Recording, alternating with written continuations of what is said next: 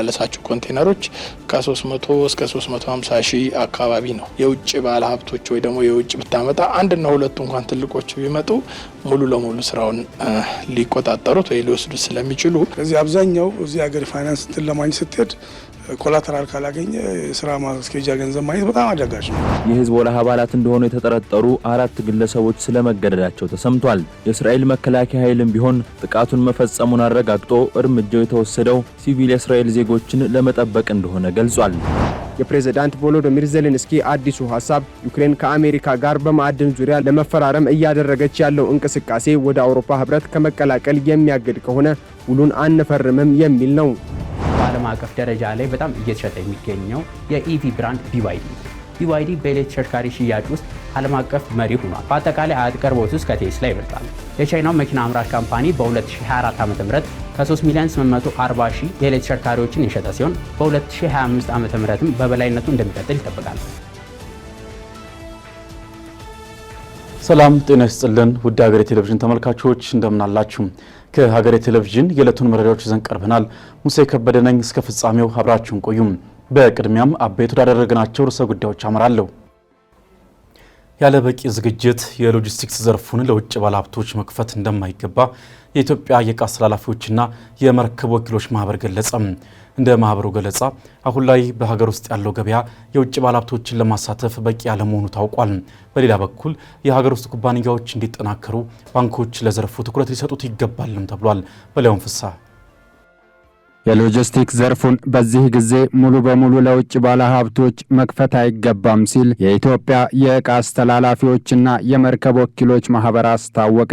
ኢትዮጵያ እንደ ሀገር ከሎጂስቲክስ ዘርፏ ውስጥ 49 በመቶ የሚሆነውን ብቻ ለውጭ ባለሀብቶች ክፍት አድርገው የቆየች ቢሆንም ሐምሌ 22 ቀን 2016 ዓመተ ምህረት የማክሮ ኢኮኖሚ ማሻሻያ መደረጉን ተከትሎ የሎጂስቲክስ ዘርፉን ሙሉ በሙሉ ለውጭ ባለሀብቶች ክፍት ለማድረግ ማሰቡን መንግስት ከዚህ በፊት አስታውቋል። ዘርፉን በአስቸኳይ መክፈት አይገባም የሚለው የኢትዮጵያ የዕቃ አስተላላፊዎችና የመርከብ ወኪሎች ማህበር ታዲያ በዘርፉ ለተሰማሩ የሀገር ውስጥ ኩባንያዎች የመዘጋጃ ጊዜ ያስፈልጋል ብሏል። እንደ ሀገር በዓመት የሚጓጓዘው የኮንቴነር ብዛት ከ350 ሺህ እንደማይበልጥ የተናገሩት የማህበሩ ፕሬዝዳንት አቶ ዳዊቱ ብሸት ወደ ሀገራችን ሊገቡ የሚችሉት የውጭ ባለሀብቶች አቅም ከፍተኛ ሊሆን ስለሚችል ሙሉውን የሎጂስቲክስ ዘርፍ ሊጠቀልሉ የሚችሉበት እድል ከፍተኛ መሆኑን ያነሳሉ። አሰራሩ የነበረው 4951 ሼር ተደርገው እንዲገቡ ተሞክሯል። በዛ ጊዜ እንግዲህ የገቡት ጥቂት ናቸው፣ 3 ወይ 4 ማክሲመም። ከዛ በኋላ እንግዲህ መልቲሞዳል ኦፕሬሽን እንዲከፈት ተደረገ። እሱም ላይ ግብዣ ተደርጎ ነበረ። ማንም የፎሬን ካምፓኒ አልመጣም እስካሁን በመናቀው።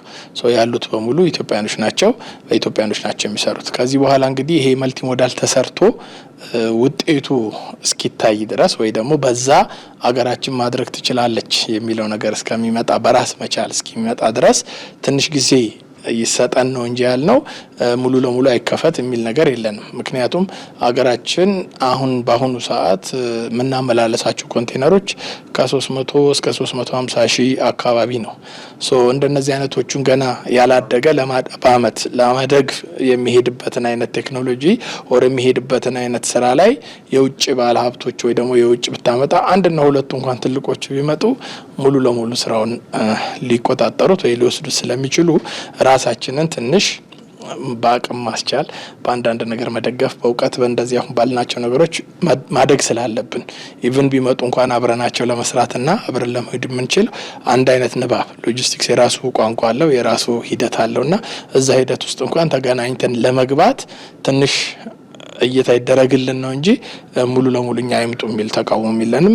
ቢመጡም ፈቃደኛ ነን፣ ግን ራሳችንን አብቅተን ቢመጡ ይሻላል የሚል ነው። በዘርፉ የሚንቀሳቀሱ የሀገር ውስጥ ኩባንያዎች ከውጭ ሊገቡ ከሚችሉ ኩባንያዎች ጋር መወዳደር እንዲችሉ መጠናከር እንደሚገባቸውም አቶ ዳዊት ተናግረዋል። በዚህ ረገድ የሎጂስቲክስ ዘርፉ እንዲጠናከር ደግሞ የበኩላቸውን እንዲወጡ የሚጠበቅባቸው በርካታ ባለድርሻ አካላት መኖራቸው የተገለጸ ሲሆን የባንኮች እገዛም ተጠቃሽ መሆኑን ያነሳሉ።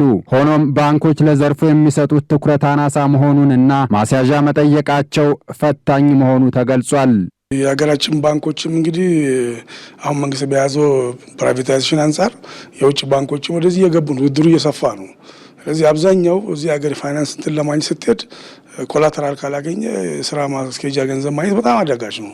ይሄ በልዩ ሁኔታ እንደየሴክተሩ ባህሪ መታየት ያለበት የፖሊሲ ኢሹ ሊሆንም ይችላል። እውነት ለመናገር በጣም ትንሽ፣ ምክንያቱም ይሄ የትራንስፖርት ሴክተር የሚባለው ያው ሎጂስቲክ ከትራንስፖርት ጋር የተያያዘ ስለሆነ የትራንስፖርት ሴክተር ፕላስ ደግሞ አለመረዳትም አለ። ገና ቢዝነሱ ገባል ለበጣም ብዙ አመት በሞኖፖሊ ተይዞ የነበረ በሺፒንጉም ብትሄድ በኤርላይኑ ጋር ብትሄድ በሞኖፖሊ በመንግስት እጅ ተይዞ የነበረና ቀደም እንዳልኩ ደግሞ ፈንቅሎ ሊወጣ የሚችልም ሰው አድካሚው ስለሆነ ብዙም ነገር ስለሚፈልግ እውቀትም ስለሚፈልግ ብዙ ሰው ያልገባበት ሴክተር ነበር። ያንን ሴክተር እንዳለ ሙሉ እንደገና ቀይረህ ወደዛ አንጥተህ ነው አሁን ወደዚህ ያለ ነውና አሁን የምንሰራቸው ትልልቅ የመልቲ ሞዳል ኦፕሬሽን በራሱ በጣም ትልቅ ኢንቨስትመንትን የሚጠይቅ ነው። ፍሬት ፎርዋርዲንጉም አሁን በጣም ብዙ የሚጠይቅ መጥቷል።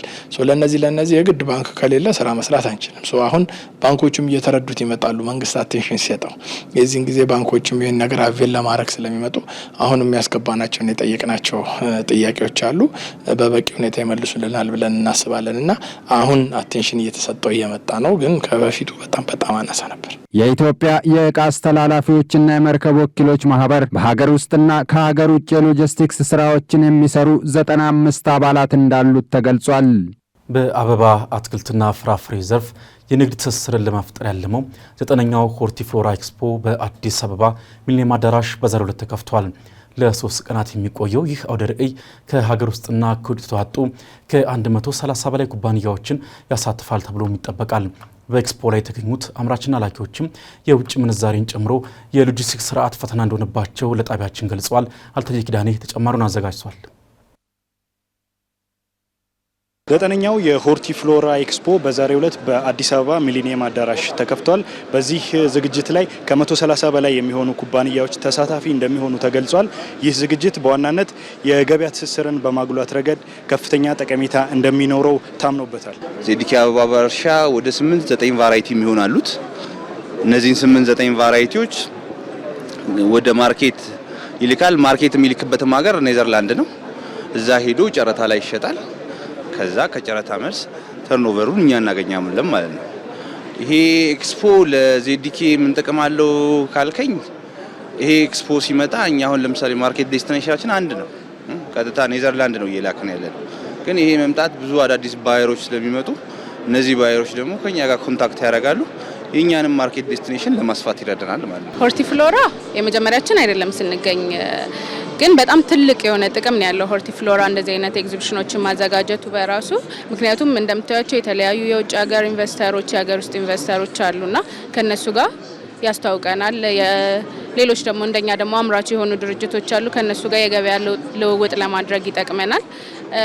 ብዙ ገዢዎችን እናገኛለን፣ ልምዶችን እንለዋወጣለን። በዛ በጣም ትልቅ ጥቅም አለው ለድርጅታችን። ቢያንስ የዛሬ ኢቨንት አዌርነስ ሰዎች ለማወቅ እንደዚህ አይነት ቴክኖሎጂ ወደ ሀገር ስለገባ የፍራፍሬ አይነት ምናምን በቃ ለሰዎች ለማወቅ በብዛት እሱ ነው። በዚህ ዝግጅት ላይ ምርታቸውን እንዲያስተዋውቁና የገበያ ትስስር እንዲፈጥሩ የተገኙት ላኪዎችና አምራቾች በዋናነት የውጭ ምንዛሬ እጥረትና የሎጂስቲክስ ችግር እየገጠማቸው እንደሆነ ገልጸዋል። አሁን ምን እየተቸገርን ያለ ነው ሎጂስቲክ ላይ ነው። እኛ የምናመርተው ምርት ፐርሸብል ፕሮዳክት ነው። ልክ ሃርቨስት ከተደረገ በኋላ ብዙ ጊዜ ከቆየ የመበላሸት እድሉ ከፍ እያለ ነው የሚሄደው። ስለዚህ ብዙ ጊዜ ከስተም ላይ ገብቶ ሎጂስቲክ ላይ የተወሰነ የመዘግየት ነገር ያጋጥመናልና እሱ ነገር ቢቀረፍልን። ምክንያቱም ኤክስፖርት ነው እያደረግን ያለ ነው፣ አገርን ነው እያስተዋወቅን ያለ ነው እና ጥሩ ኳሊቲ የሆነ ፕሮዳክት ነው መላክ የምንፈልገው። እንደ ፍሬኤልም እንደ አገር መታወቅ የምንፈልገው በዛ ደረጃ ስለሆነ እነዚህ ትንንሽ ነገሮች እክል ሲያጋጥሙን ደግሞ ምርቱን ያበላሽብናል። አሁን ባለው ነባራዊ ሁኔታ ያን ያህል ቻሌንጂንግ የሆነ ኢንቫይሮንመንት የለም። መንግስትም ከኛ ጎን እየሰራ ስለሆነ በጣም አስቸጋሪ ምን ነው ነገር የለም። ግን ፎሬክሱ ላይ ምንዛሪ ላይ እጥረት ላይ ትንሽ አለ። ይሄ ጫና አድርጎብናል። ያው ኬሚካል ለማስገባት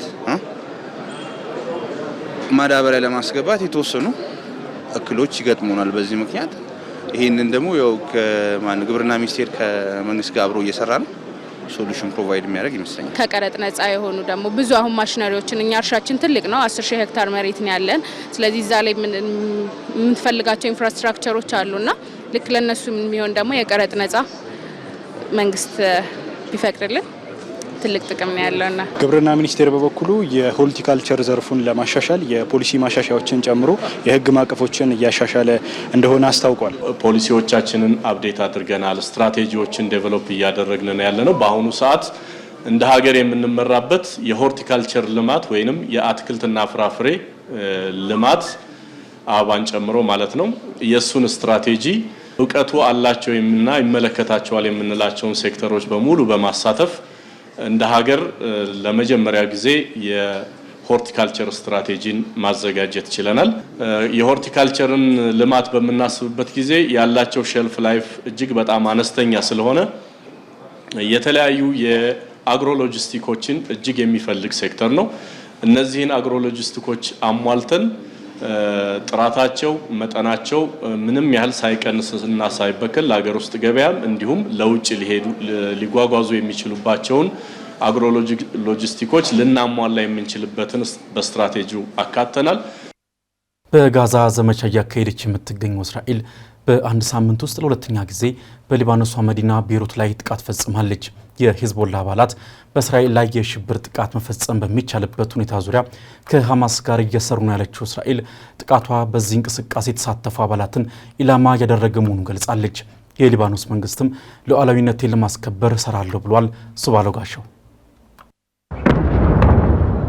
ዳግም በጋዛ ዘመቻ የጀመረችው እስራኤል አሁን ደግሞ በሊባኖስም ጥቃት መፈጸም ጀምራለች። በአንድ ሳምንት ውስጥ ለሁለተኛ ጊዜ በተፈጸመው ጥቃትም የሂዝቦላ አባላት እንደሆኑ የተጠረጠሩ 4 ግለሰቦች ስለመገደላቸው ተሰምቷል። የእስራኤል መከላከያ ኃይልም ቢሆን ጥቃቱን መፈጸሙን አረጋግጦ እርምጃው የተወሰደው ሲቪል የእስራኤል ዜጎችን ለመጠበቅ እንደሆነ ገልጿል። ሐማስ በእስራኤል ሲቪል ዜጎች ላይ ለመፈጸም ያቀደውን የሽብር ጥቃት በማቀድ በኩል ሂዝቦላ ሲሳተፍ ነበር ያለው ኃይሉ የዛሬው ጥቃትም በዚህ እንቅስቃሴ ላይ የሚሳተፉ የቡድኑ አባላት ላይ ያተኮረ ስለመሆኑ አስታውቋል። ለሂዝቦላ ቅርብ የሆኑ የዜና ምንጮች ደግሞ በጥቃቱ የተገደሉት የሂዝቦላ አባላት በከፍተኛ አመራርነት ደረጃ ላይ የሚገኙ አይደሉም ሲል ገልጿል። ምንም እንኳን እስራኤል አለፍ ገደም እያለች ለስጋት የዳረገኝ እንቅስቃሴ ታይቶባቸዋል ባለቻቸው የሂዝቦላ ይዞታዎች ላይ ጥቃት ብትፈጽምም ላለፉት 4 ወራት በሊባኖስ የተኩስ አቁም ተግባራዊ ተደርጓል።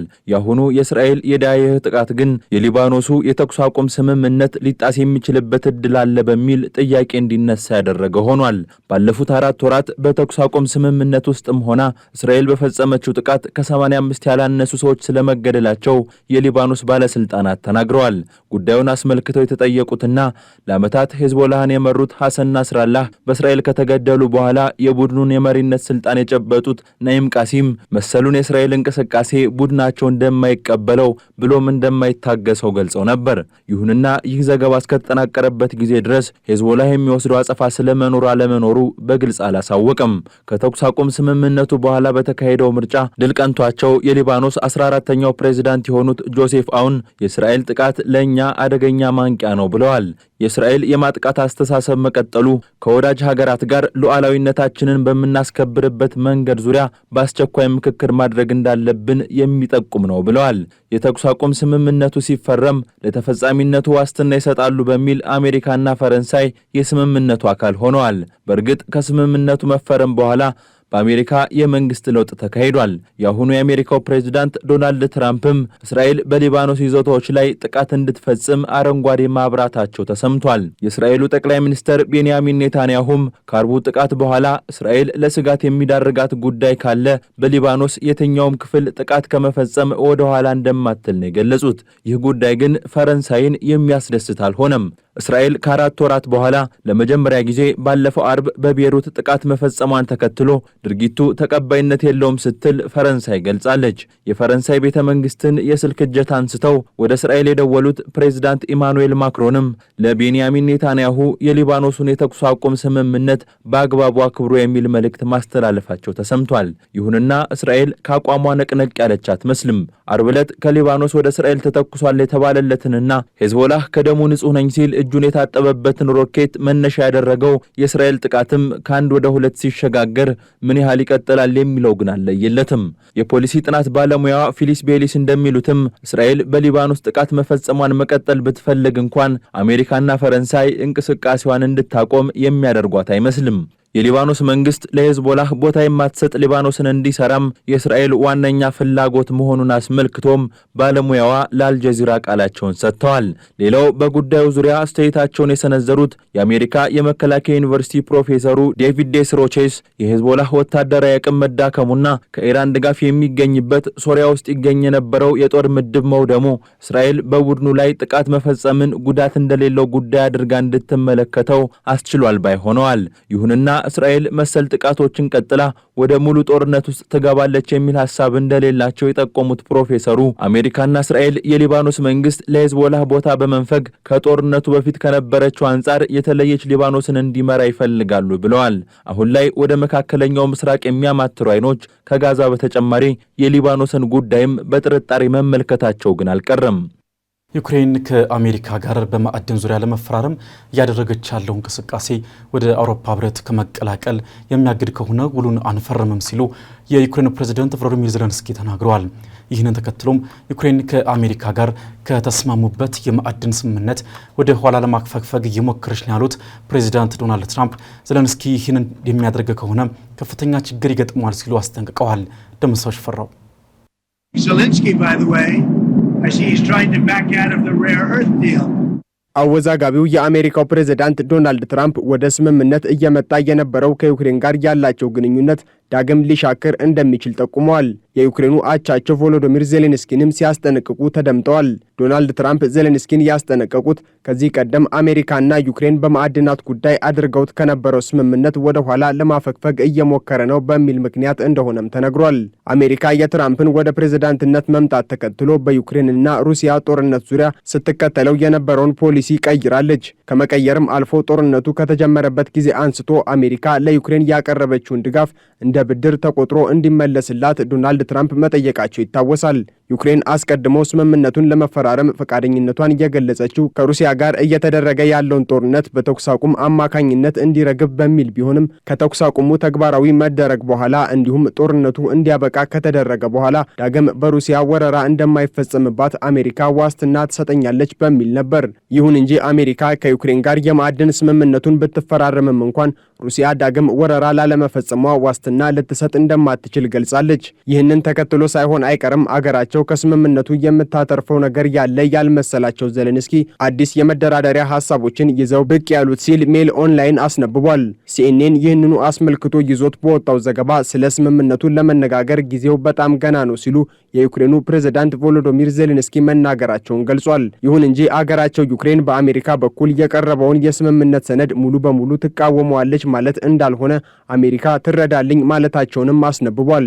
ዜሌንስኪ ይህንን ይበሉ እንጂ ስምምነቱን በተመለከተ ያነሷቸው ተጨማሪ የድርድር ሐሳቦች የዶናልድ ትራምፕ አስተዳደር በቀላሉ የሚመለከተው አልሆነም። ዶናልድ ትራምፕም ዜሌንስኪ ከዚህ መንገድ እንዲመለሱ ጠንከር ያለ ማስጠንቀቂያ ሰጥተዋል። የፕሬዝዳንት ቮሎዲሚር ዜሌንስኪ አዲሱ ሐሳብ ዩክሬን ከአሜሪካ ጋር በማዕድን ዙሪያ ለመፈራረም እያደረገች ያለው እንቅስቃሴ ወደ አውሮፓ ህብረት ከመቀላቀል የሚያግድ ከሆነ ውሉን አንፈርምም የሚል ነው። ይህ የዜሌንስኪ አስተያየት በኪየቭና በዋሽንግተን መካከል የተደረሰበት አዲሱ የማዕድን ስምምነት ረቂቅ ዝርዝር ከወጣ ከአንድ ቀን በኋላ የተሰጠ ነው። ፋይናንሻል ታይምስ እንደዘገበው ዋሽንግተን በጋራ የኢንቨስትመንት ፈንድ አማካኝነት በዩክሬን የተፈጥሮ ሀብቶች ላይ ከዚህ በፊት ተግባራዊ ሆኖ የማያውቅ ቁጥጥር የሚያደርጉ ውሎችን ዩክሬን እንድትፈርም ጥያቄ አቅርባለች። ዜሌንስኪ ለጋዜጠኞች እንደተናገሩት የዩክሬን ህገ መንግስት አካሄድ ጉዟችን ወደ አውሮፓ ህብረት መሆኑን ግልጽ የሚያደርግ ነው።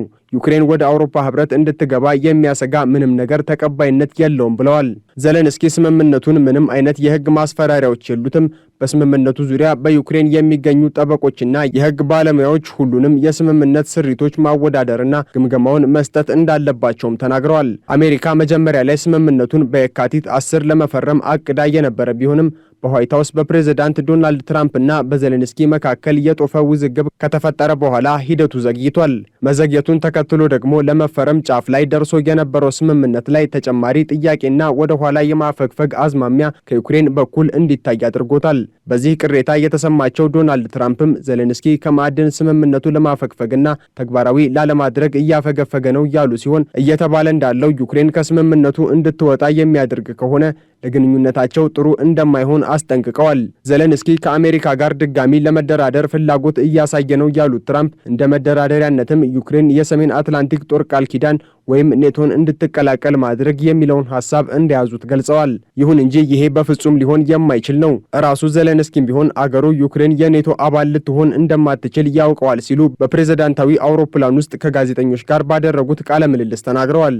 የዩክሬኑ ፕሬዝዳንት ቮሎዶሚር ዜሌንስኪ ከዚህ የማዕድን ስምምነት ለማፈግፈግ እየሞከረ ነው ያሉት ትራምፕ ዜሌንስኪ ይህንን የሚያደርግ ከሆነ እጅግ በጣም ከፍተኛ ችግር ይገጥመዋል ሲሉም አስጠንቅቀዋል። የመጀመሪያው ስምምነት ዩክሬን 50 በመቶ የሚሆነውን ዘይት፣ ጋዝ እና የሎጂስቲክስ መሰረተ ልማትን ጨምሮ በመንግስት ባለቤትነት የተያዘውን ሀብት የምታወጣበት ፈንድ ወይም ተቋም እንዲቋቋም የሚጠይቅ ነው። ወደ አጫጭር መረጃዎቻችን አለፍን። በግንባታ ስራዎች ላይ አስፈላጊውን የደህንነት ቅድመ ሁኔታ ባላሟሉ አሰሪዎች ላይ ያለው የተጠያቂነት መላላት ለአካል ጉዳት አጋላጭ የሆኑ አደጋዎች እንዲስፋፉ አድርጓል ተባለም። በኢትዮጵያ ሰብአዊ መብቶች ኮሚሽን የሴቶች ሕፃናት፣ አረጋውያንና አካል ጉዳተኞች መብቶች ኮሚሽነር እርግበ ገብረ ሐዋርያ በአብዛኛው የሚከናወኑ የግንባታ ስራዎች ለሰራተኞች ተገቢውን የደህንነት ቅድመ ሁኔታ አሟልተው የማይሰሩ በመሆኑና ህንፃዎች ከተገነቡ በኋላም በየጊዜው አስፈላጊው የጥገና ስራዎች ባለመከናወናቸው ለአካል ጉዳት ሲያጋለጡ በስፋት እየተመለከትን ነው ብለዋል። የግንባታ ስራዎች በሚከናወኑበት ወቅትም የሰራተኞችንና የተጠቃሚዎችን ደህንነት በመጠበቅ ለአካል ጉዳተኝነት አጋላጭ የሆኑ ምክንያቶችን መከላከል እንደሚገባ ተጠቁሟል።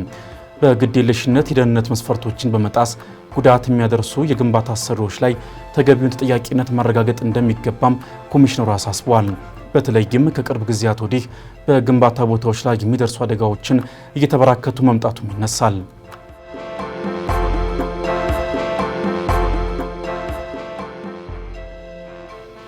መገናኛ ብዙሃን በጣቢያዎቻቸው ለሚያስተላልፏቸው ሙዚቃዎች የሮያሊቲ ክፍያ እንዲከፍሉ የሚያስገድደው አዋጅ ከሐምሌ ወር ጀምሮ ተግባራዊ ይደረጋል ተባለም።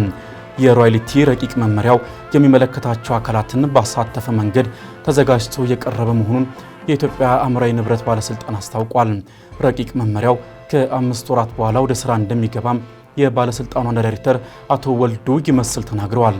የኢትዮጵያ ቅጂና ተዛማጅ መብቶች የጋራ አስተዳደርና የኢትዮጵያ ሙዚቃ ቅጂና ተዛማጅ መብቶች የጋራ አስተዳደር በጋራ መገናኛ ብዙሃን ለሙዚቀኞች እንዴት መክፈል እንዳለባቸው መስፈርቶችን አዘጋጅተዋል ተብሏል።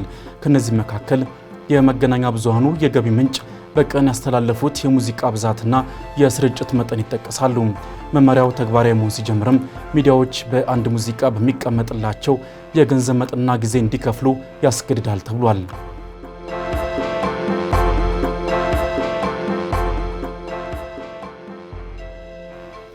በአማራ ክልል በአሲዳማነት የተጠቃ የእርሻ መሬትን በኖራ በማከም ምርታማነትን ለማሳደግ የሚያስችል ፍኖተ ካርታ መዘጋጀቱን የክልሉ ግብርና ቢሮ አስታወቀም። የቢሮው ምክትል ኃላፊ ቃል ኪዳን ሽፈራው ይህን መሰረታዊ ችግር ለመቅረፍም ከክልሉ ግብርና ምርምር ኢንስቲትዩት ጋር በትብብር ጥናት እየተካሄደ ነው ብሏል። በአማራ ክልል ለእርሻ ከሚሆነው አጠቃላይ መሬት ከ35 በመቶ በላይ የሚሆነው በአሲዳማነት የተጠቃ መሆኑን የክልሉ ግብርና ቢሮ መረጃ የሚያሳይ ሲሆን በአሁኑ ወቅትም 200 ሺህ ኩንታል የኖራ አፈር በመግዛት 12360 ሄክታር በአሲድ የተጠቃ መሬትን ለማከም እየተሰራ እንደሚገኝም የግብርና ቢሮን መረጃ ጠቅሶ ኢዜአ ዘግቧል።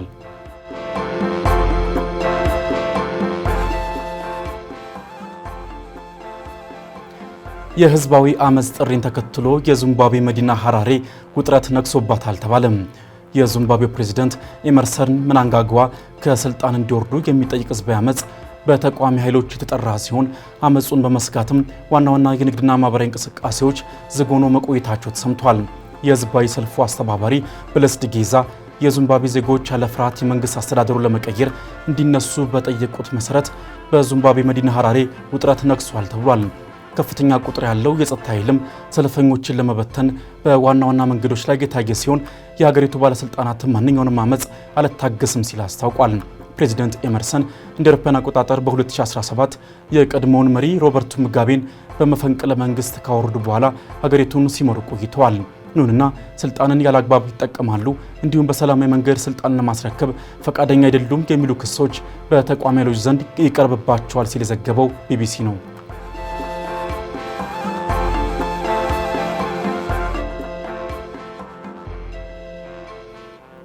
አሜሪካ በ6 የቻይናና ሆንግ ኮንግ ከፍተኛ ባለስልጣናት ላይ ማዕቀብ እንደጣለች የአሜሪካው ስቴት ዲፓርትመንት አስታወቀ። ማዕቀቡ የተጣለባቸው ባለስልጣናት አሜሪካ እንደ ሀገር በምትቆጥራት የሆንግ ኮንግ ግዛት አስተዳደር ላይ ቻይና እያደረገች ላለው ጣልቃ ገብነት ተሳትፎ ያላቸው ናቸው ተብሏል። የሆንግ ኮንግ መከላከያና የደህንነት ኮሚቴ ዋና ጸሐፊ እንዲሁም የሆንግ ኮንግ ፖሊስ ኮሚሽን ዋና ኮሚሽነር ማዕቀብ ከተጣለባቸው ከፍተኛ አመራሮች መካከል ሲሆኑ ሌሎች የቻይና መንግስት አመራሮችም ተካተውበታል። እነዚህ አመራሮችም በሆንግ ኮንግ የዲሞክራሲያዊ ስርዓት አቀንቃኝ የሆኑ 19 አክቲቪስቶች ላይ እገታና ጥቃት እንዲፈጸም ማድረጋቸውን ከአሜሪካው ስቴት ዲፓርትመንት ማዕቀቡን አስመልክቶ የወጣው ሪፖርት ያሳያል። የሽንት ቧንቧ ኢንፌክሽን የሽንት ስርዓት አካላትን ማለትም እንደ ኩላሊት፣ የሽንት ፊኛና የላይኛውንና የታችኛውን የሽንት ማስተላለፊያ ቱቦዎችን የሚያጠቃ ህመም ነው። የሽንት ቧንቧ ኢንፌክሽን በሁሉም ሰዎች ላይ የሚከሰት ቢሆንም በሴቶች ላይ የመከሰት እድሉ ከፍተኛ ነው። በሽታውን በቀላሉ መከላከልና ማከምም ይቻላል። ስለ ሽንት ቧንቧ ኢንፌክሽን የጤና ባለሙያው የሚነግረን አለ። ተከታትለን እንመለስ።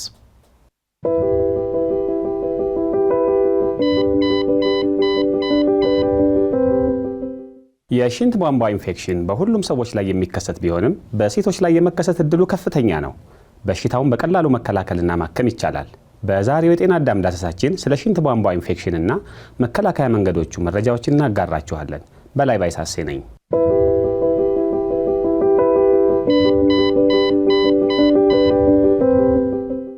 የሽንት ቧንቧ ኢንፌክሽን የሽንት ስርዓት አካላትን እንደ ኩላሊት፣ የሽንት ፊኛን እና የላይኛውንና የታችኛውን የሽንት ማስተላለፊያ ቱቦዎችን የሚያጠቃ ህመም ነው።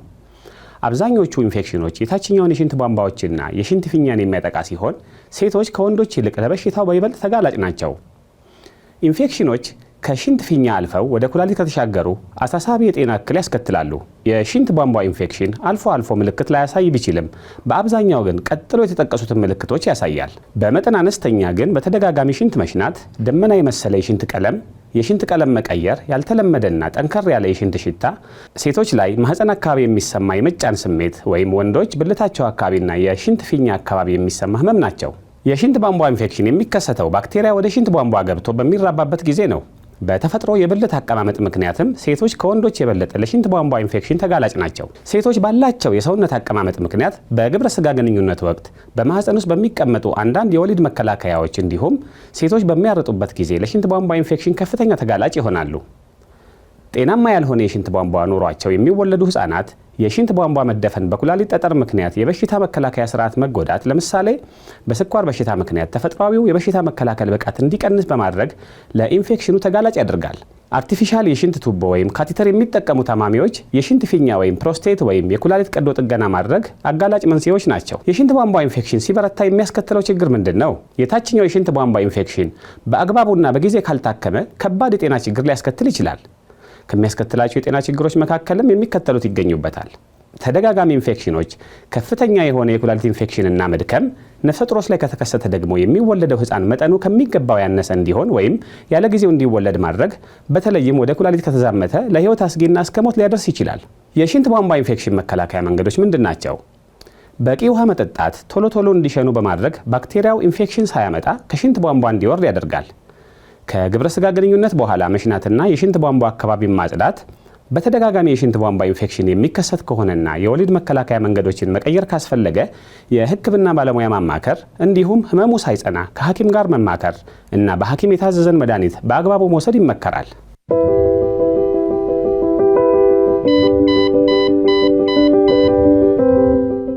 በዓለማችን ላይ በተለይም ባለፉት 5 ዓመታት ውስጥ የኤሌክትሪክ መኪና ሽያጭ ውድድር ከአሜሪካ እስከ ቻይና ተጧጡፎ ቀጥሏል።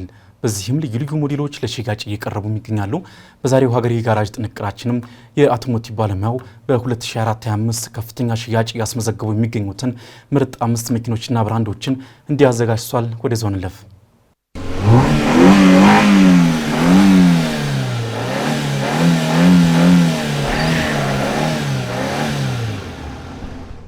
ሰላም እንደምን አላችሁ ውድ ተመልካቾቻችን።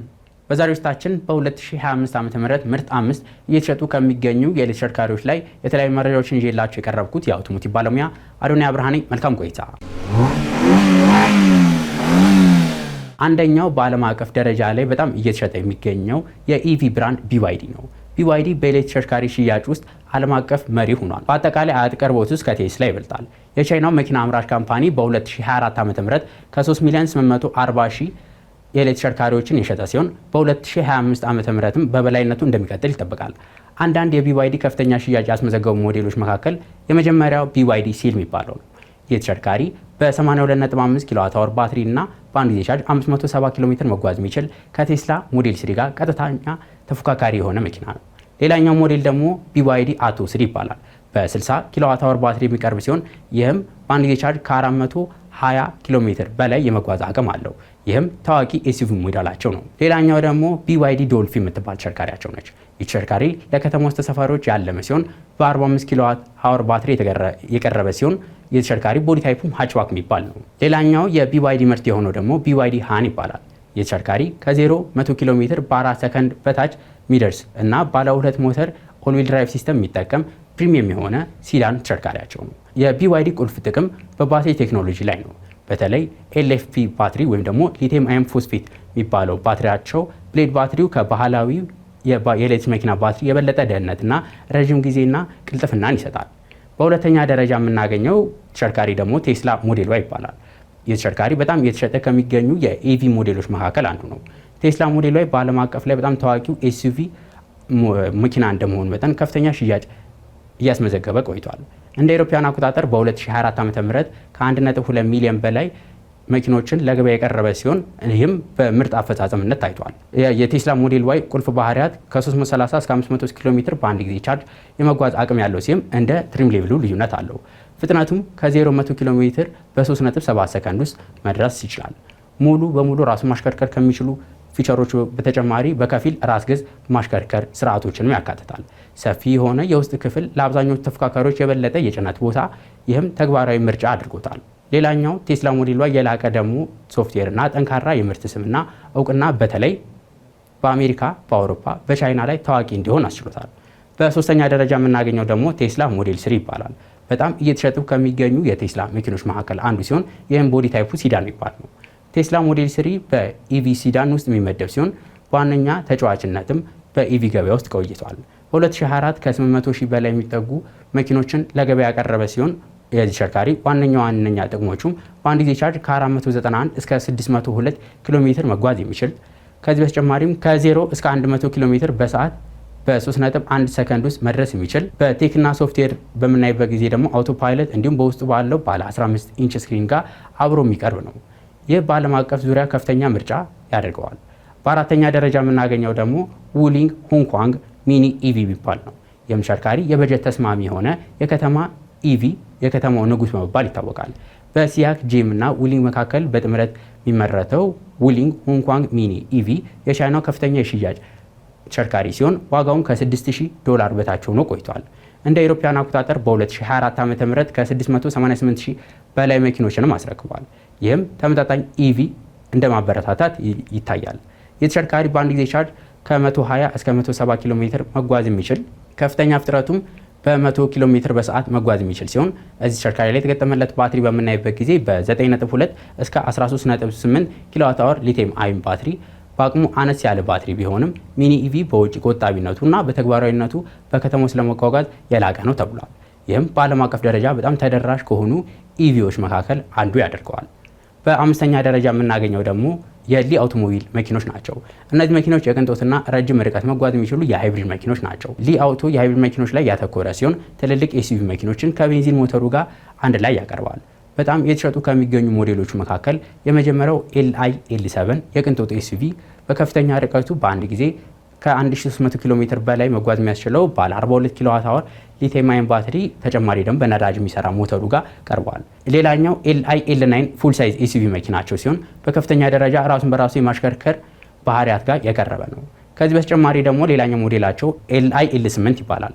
ባለ 6 ሰው መቀመጫ የቅንጦት ኤስዩቪ ሲሆን የሊ አውቶ ስኬት ሃይብሪድ ወሳኝ ሞዴሉ ነው። ይህም የሃይብሪድ ሞዴሉ በ2024 ዓ.ም ከ526,000 በላይ ሞዴሎችን ለገበያ ያቀረበ ሲሆን ካለፉት ዓመታትም በ40 በመቶ እድገት አሳይቷል። ለዛሬ ጅላችሁ የቀረቡት መረጃ ይህን ይመስል ነበር። በቀጣይ ሌሎች ከመኪና ጋር በተገናኙ መረጃዎች እስከምንገናኝ ድረስ መልካም ሁሉ ተመኘው።